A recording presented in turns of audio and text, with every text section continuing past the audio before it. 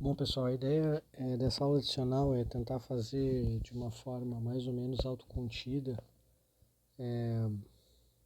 tudo que a gente precisa para provar o teorema do mapa de Riemann, tá? Eu queria listar aqui alguns tópicos, alguns que eu não vou discutir, mas que seriam legais vocês darem uma olhada. Esses dois aqui em particular eu não vou dar muita ênfase, eu só vou usar o fato de que eles estão bem colocados. Então, a existência aqui de logaritmos, tá? No sentido complexo, tá? Então, se vocês não se lembram como é que faz isso, a minha sugestão aqui é vocês darem uma olhada no livro do Elias Stein, tá? Essencialmente, assim, um jeito rápido de vocês pensarem, eu preciso de um domínio que seja simplesmente conexo e não contenha zero. Se isso acontecer, eu posso definir um logaritmo, posso definir uma raiz quadrada nele, etc. Sem entrar nessa questão de cortes e ramos, tá? Então, se vocês fizessem aqui vou fazer um desenhozinho simples aqui para guiar vocês. Então, não importa muito quem é a região, mas se vocês tiverem uma região aqui que ela de fato ela evita a origem, então essa região aqui é uma região onde a gente pode definir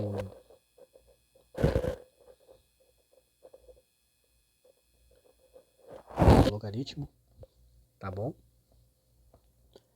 E o teorema, deixa eu ver aqui o que mais que a gente precisa para poder provar aqui, coisas que eu não vou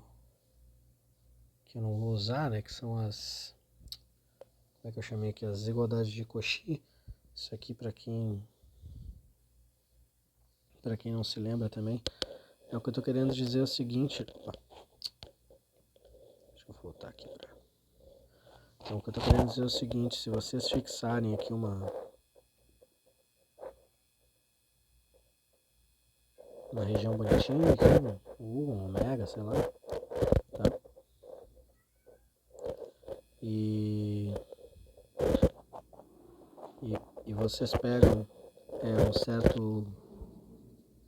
certo disco aqui dentro, talvez seja melhor colocar isso com outra cor aqui no meio, tá? Então isso vale para qualquer disco que vocês escolham, tá? Ele só precisa estar completamente contido dentro do meu, tá? E a gente pega aqui esse cara, então tem um certo raiozinho R, aqui está o meu pontinho Z, então ele te garante que se tu pegar qualquer derivada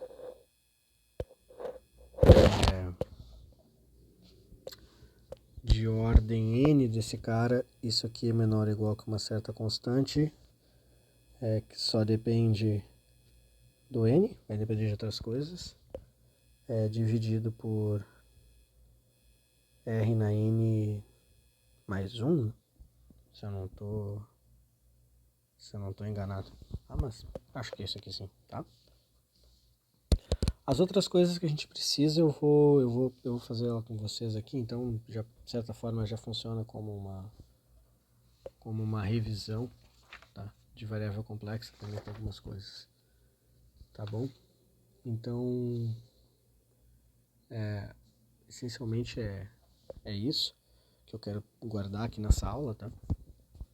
Então vamos começar com o primeiro tópico, isso aqui é importante para nós. Então é o lema de Schwartz. Ele está na lista de exercícios, tá? Então eu só vou disponibilizar esse vídeo para vocês aqui depois que a gente discutir a nossa aula de quinta-feira, porque senão eu estaria fazendo a solução, eu acho, para vocês. Então tá, não é legal, né? É legal a gente fazer ela independente. Tá, e o que o lema de Schwartz nos diz? Então isso aqui é um teorema.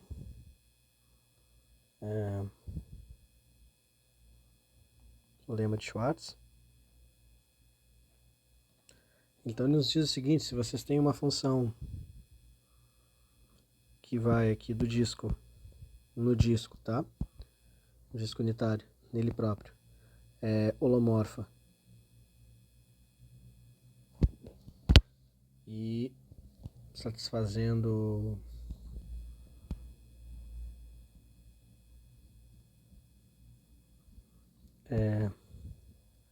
f de 0 igual a 0, então a gente pode concluir que f de z é sempre menor ou igual que o módulo de z para todo z no disco, e mais do que isso, que a derivada em 0 é sempre menor ou igual que 1, tá bom? Mais que isso,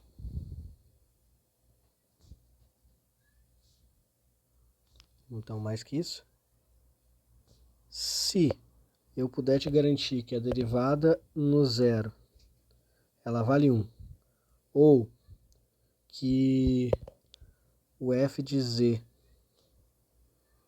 0 é igual ao módulo, o valor dessa função em módulo é igual ao módulo de z0 aqui para z0 que não seja a origem, então f de z é uma rotação. Então f de z é igual aqui a n θ é z para algum θ em r. Tá bom? Então a gente tem essas duas condições adicionais aqui. Tá? Então se eu tenho essa condição ou se vale essa outra igualdade aqui, então de fato o meu mapa ele tem que ser uma rotação. Tá? Então o que esse cara tá dizendo pra gente, tá? Assim, vamos fazer um desenho para entender isso aqui. Imagine que vocês têm um círculo aqui. Esse círculo é o disco unitário, tá? Imagina que vocês têm um mapa, então que vai aqui do disco unitário para ele mesmo, tá? E imagina mais, deixa eu fazer agora se eu conseguir fazer isso aqui, mas vou tentar. Imagina que vocês têm um outro círculo aqui que está meio que circundando aqui por dentro, tá? Vamos ver se eu consigo fazer isso aqui. Mais ou menos deu. Talvez até fosse melhor eu fazer o seguinte, vou copiar isso aqui, vou excluir isso aqui, e eu vou colar esse cara aqui, que já vai com os dois aqui, né? Pra gente poder ter um guia melhor aqui, tá? Mais ou menos isso, tá? Aí é o seguinte, aqui bem no meio a gente bota o 0, e aqui vai no 0 também. Então a conclusão desse teorema, tá pessoal, que é bem forte, ela está dizendo o seguinte, que se esse cara é holomorfo do disco no disco, imagine que vocês têm essa regiãozinha aqui, tá? E aqui está um certo raio, R, tá? Então, a imagem dele pode ser no máximo R, tá? Mas ela não pode, na moral, encostar, né? Isso aqui, esse desenho aqui, vocês pensem que eu não encostei ele, tá? Se ele encostar, se isso aqui acontecer,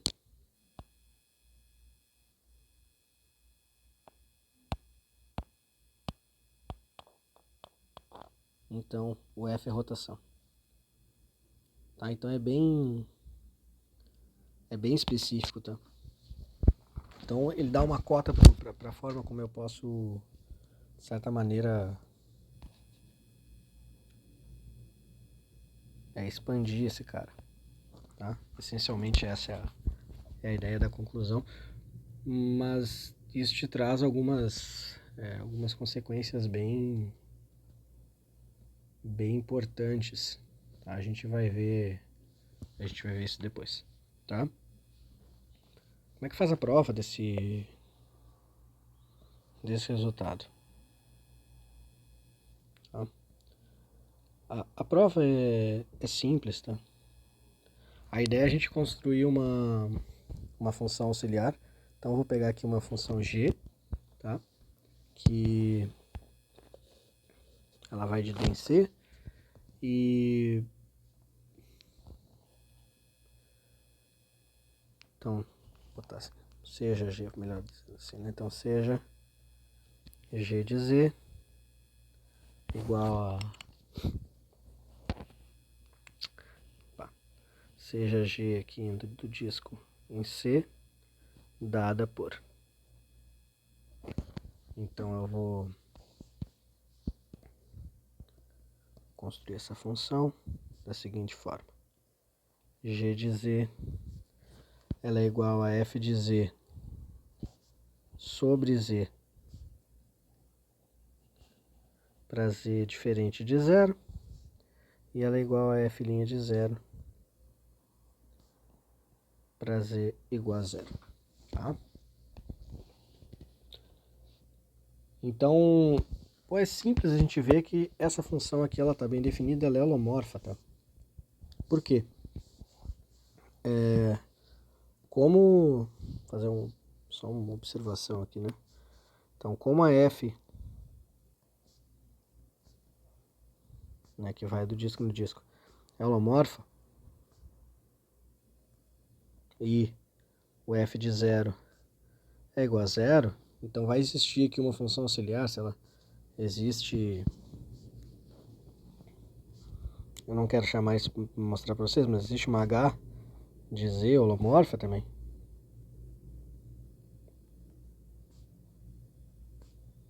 Tal que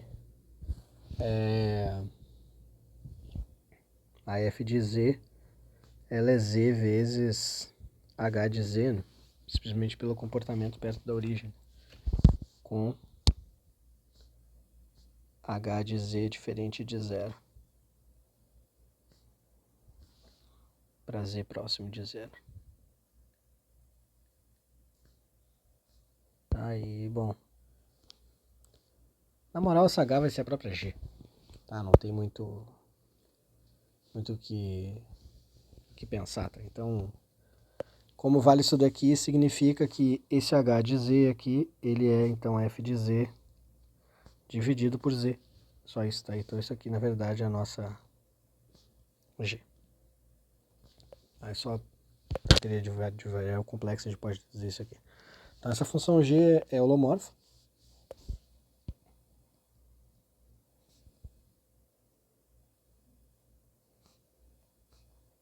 É holomorfa em D.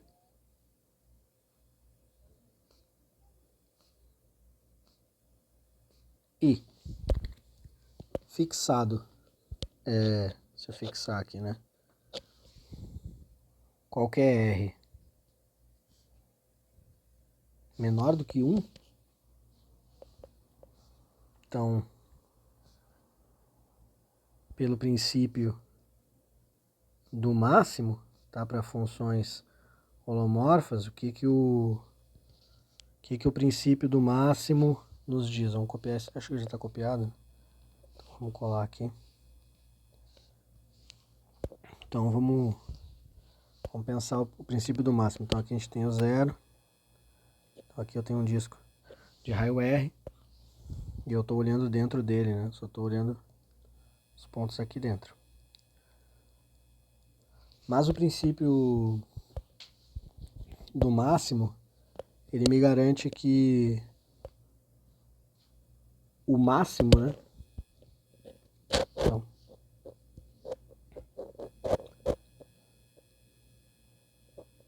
que o máximo da G, então, no disco ocorre na borda. Então, o princípio do máximo diz que o máximo vai acontecer na fronteira. Tá? No disco 0R ocorre, disco fechado, a gente pode incluir, ocorre na borda do disco. Tá bom?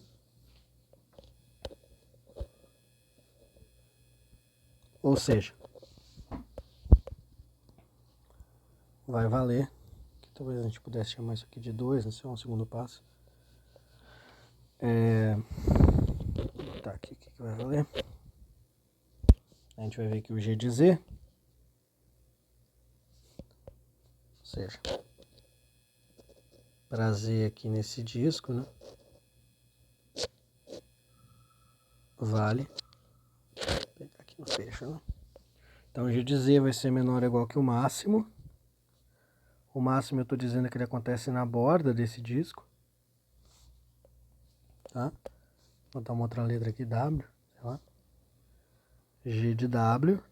E como eu estou dentro daquela região, ainda e é diferente de 0, né? A gente pode usar a representação 1. Isso aqui então por 1. Isso aqui é o máximo. Então para W, dentro dessa bordinha aqui, de quem? De F de W dividido por W. Mas agora eu uso as duas informações que eu tenho, né? A F leva o disco no disco, quer dizer que o valor dela em qualquer ponto sempre é menor ou igual que 1, né? E o valor sobre esse cara aqui, né? Isso aqui, o módulo. Aqui o módulo de W é R. Né? Isso aqui é menor ou igual que 1 sobre R. Tá? Aí fechando a conta, né, fazendo aqui o R tender a 1 por dentro, se vocês quiserem, para ser bem preciso. Na desigualdade 2.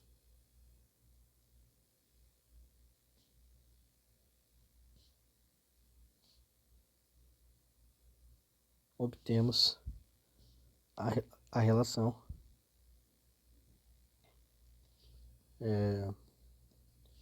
vamos botar aqui G de Z menor ou igual que 1 para todo Z no disco, tá? E isso claramente é equivalente, né, a gente dizer que botar duas coisas, né? Melhor assim.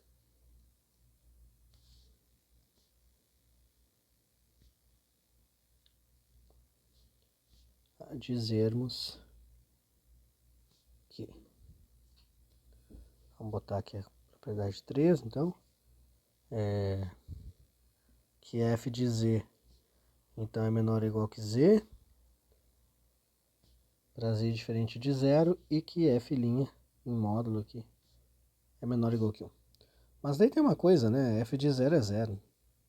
Então isso é equivalente a gente dizer que F de Z em módulo é menor ou igual que o módulo de Z para Z no disco e que a F' do 0 é menor ou igual que 1.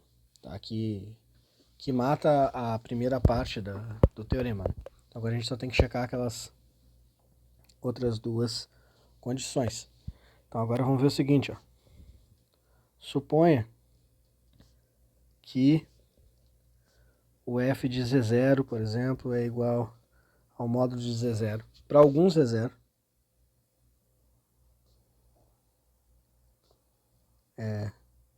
No disco, né, com o Z0 não sendo 0. Tá? Ou que esse cara aqui vale 1. Tá bom? Em ambos os casos, né,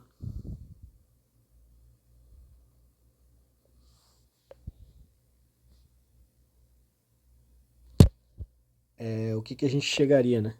Pelo princípio, novamente, né? Pelo princípio do máximo, agora a gente usa uma outra consequência do princípio do máximo, que é o seguinte, né? O máximo ocorre na borda. ou outra função é constante, tá? Na verdade, tem essas duas conclusões.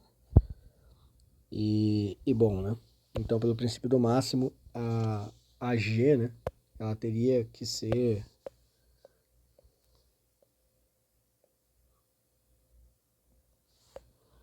Teríamos que o módulo de G de Z é igual a 1 para algum Z em D, e isso implicaria então que a G de Z é constante, né? Opa. Que a G de Z é igual a alfa, né, com aqui um alfa igual a 1. Mas isso é a mesma coisa que a gente dizer que G de Z é igual a N θ para algum θ. E isso aqui é a mesma coisa que a gente dizer, então, que F de Z é igual a N θz. Claramente, essa última parte aqui, para Z diferente de zero, mas como 0 é 0, daí a gente conclui para todo mundo, tá bom?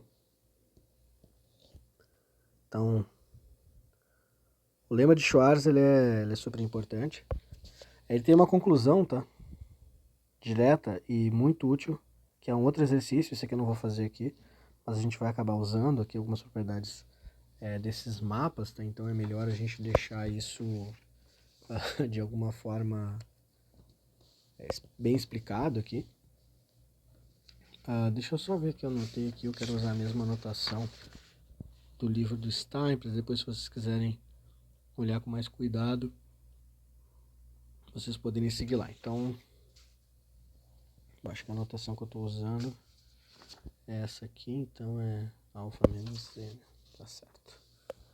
Então, a conclusão é todos os automorfismos holomorfos, né? Como é? Automorfismos conformes, né? Do disco. São da forma. Então, da forma 4 aqui. Se alfa de Z é alfa menos Z, dividido por 1 menos alfa barra Z, vezes uma exponencial, tá? Então aqui deixa eu botar um psi alfa teta, né? Onde o alfa aqui é um elemento do disco. Tá? Então isso aqui é uma consequência super importante. Então os automorfismos do disco vão ser transformações de Möbius e bem específicas, né? Vê que a gente tem aqui como um elemento alfa do disco, né? A gente pode escrever então ele como módulo de alfa e na i aqui algum valor, sei lá, ômega. Então isso aqui na verdade é um R e na i ômega. Então a gente vê que em termos de quantidades reais aqui, né? Eu não botei ali, mas enfim, né? A gente tem 3 quantidades reais, né? E isso aqui vai ser um determinante, tá? Porque vão ser o número de parâmetros também que a gente vai precisar especificar para ter unicidade no teorema do mapa de Riemann, tá? Então essa daqui é a primeira coisa, consequência direta que a gente vai acabar usando, tá? Show! Então, vamos partir mesmo direto para a prova do teorema do mapa de Riemann. A gente vê aqui o próximo passo seria, esse aqui foi, né? Então, teorema de Montet e famílias normais a gente vê durante, mas eu acho legal a gente já ir enunciando o teorema do mapa de Riemann. E desde que já uso o enunciado para nos guiar nas coisas que vão acontecer, tá? Então, vamos botar aqui o teorema então, do mapeamento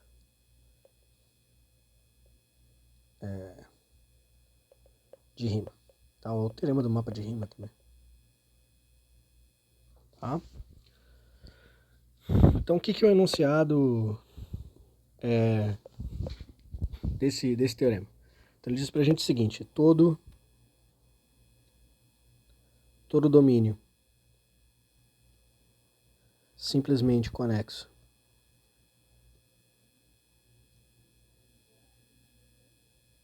conexo. E próprio, tá? Ou seja, não pode ser todo o plano complexo. E próprio. Ômega, aqui de C, é conformemente equivalente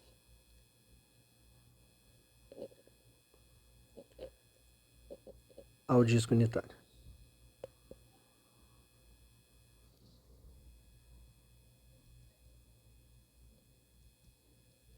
D. Então isso aqui é o teorema, tá, pessoal? No mapa de rima. Assim, a informação central do teorema é essa daqui, tá?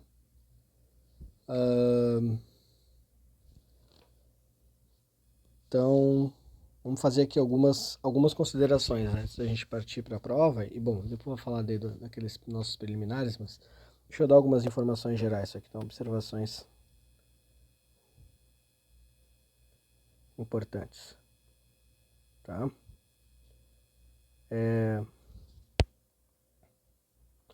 A primeira informação é que, vê que eu já excluí isso, né, quando eu disse aqui a palavra próprio, né? Nós vamos frisar isso, então C não pode ser conformemente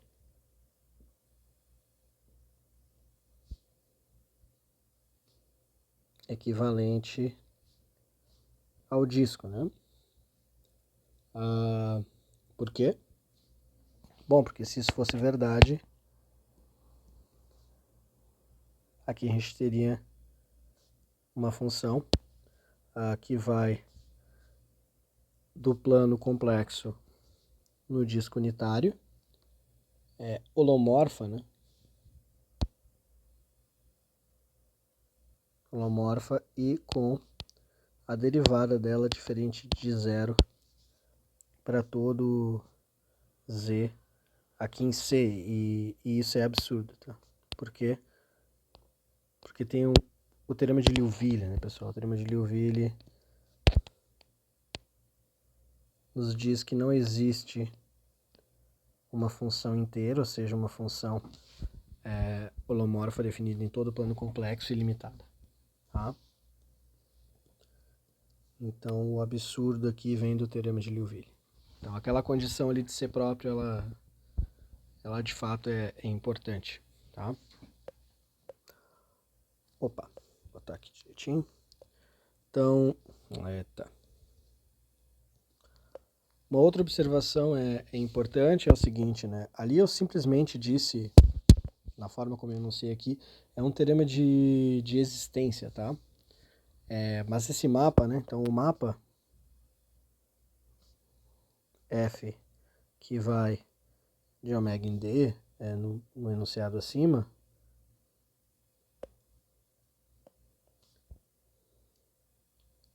ele, vamos dizer assim, se torna único, tá? Então tem unicidade. Então tem unicidade se impormos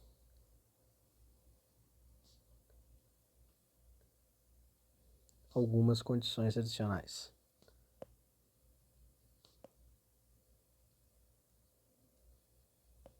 Tá? Então, como eu vou seguir o livro do Stein, a condição adicional, então uma condição adicional, ou melhor dizendo, as condições adicionais f de z0 igual a zero e o fato de que a derivada existe é um número real e é positiva, forçam tal unicidade, tá? Essa é a escolha do Stein, tá? como que a gente vê que isso força uma unicidade, tá? Então vamos ver o seguinte. Então vamos pegar aqui um par de mapas F, então que vai de ômega aqui no disco unitário, e um outro mapa G, que vai do disco unitário, e que satisfazem, isso aqui vai ser a relação 5, então, e que satisfazem F de Z0 igual a G0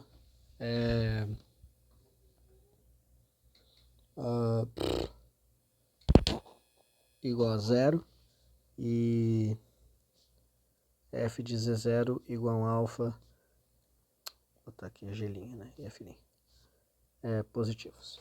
Tá, então tem essas duas condições, tá? Suponha que vale então esse negócio aqui. Então o que vai acontecer? Então o mapa vamos fazer aqui fazer um desenho meio louco aqui, fazer aqui um disco. E aqui agora a gente faz um desenho qualquer aqui. Tá?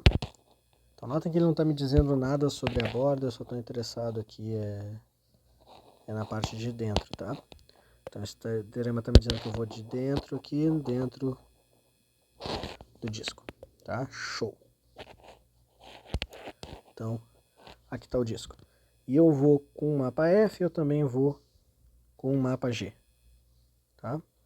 De forma que quando eu fixo aqui um ponto Z0, vou botar aqui fazer isso numa outra cor, peraí. De forma que quando eu fixo aqui um ponto Z0, esse ponto aqui ele é mapeado no zero por ambos os mapas, e de tal forma que o valor da derivada também satisfaz aquela relação, tá? Então olha só, como meu mapa ele é conforme, significa que ele vai ser univalente, ele também vai ser inversível, tá? Isso aí vocês não... Quando eu estou dizendo univalente, quer dizer que na imagem dele eu posso definir uma inversa, tá? Então, é isso que significa ser conformemente equivalente. Então, eu posso voltar para esse mapa G, por exemplo. Tá? Eu poderia voltar pelo F também, isso é irrelevante, tá? Então, se eu fizer isso daqui, a gente vê aqui, vou continuar aqui embaixo, tá? Então, o mapa, vou dar um outro nome para ele aqui, H, que ele é a F composta com a inversa, então ele vai da onde em onde? Eu vou... Tá certo isso? Não. Na verdade, é isso mesmo. Então esse cara aqui ele vai do disco, né? Começo no disco, né? Então começo no disco e vou para ômega e depois volto de ômega para o disco através da F. Perfeito. Então esse cara aqui ele vai do disco no disco. É holomorfo por construção, tá? E ele satisfaz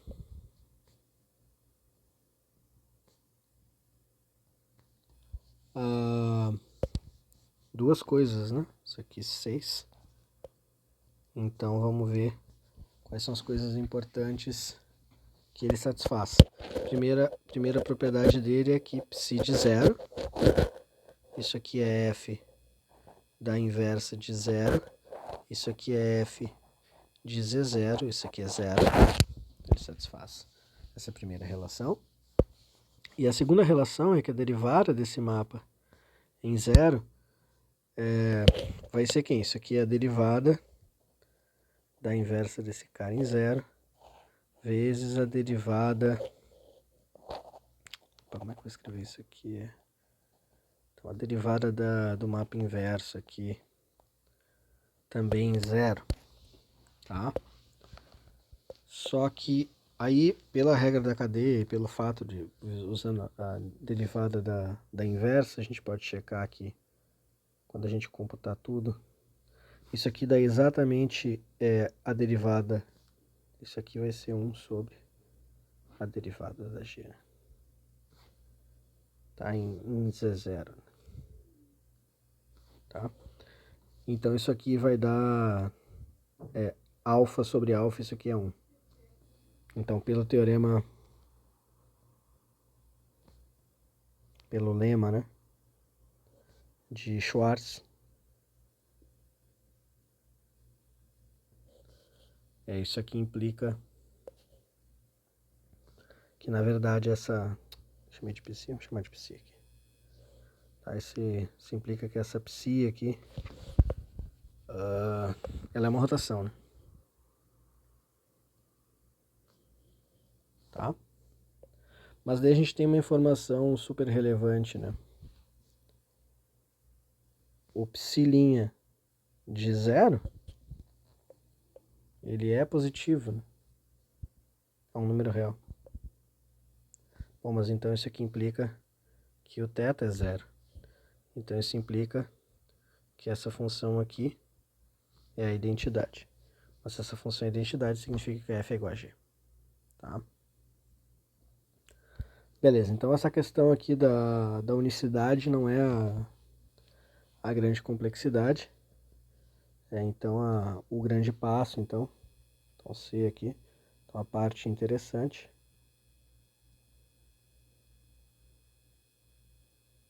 do teorema envolve a existência, né, do mapa.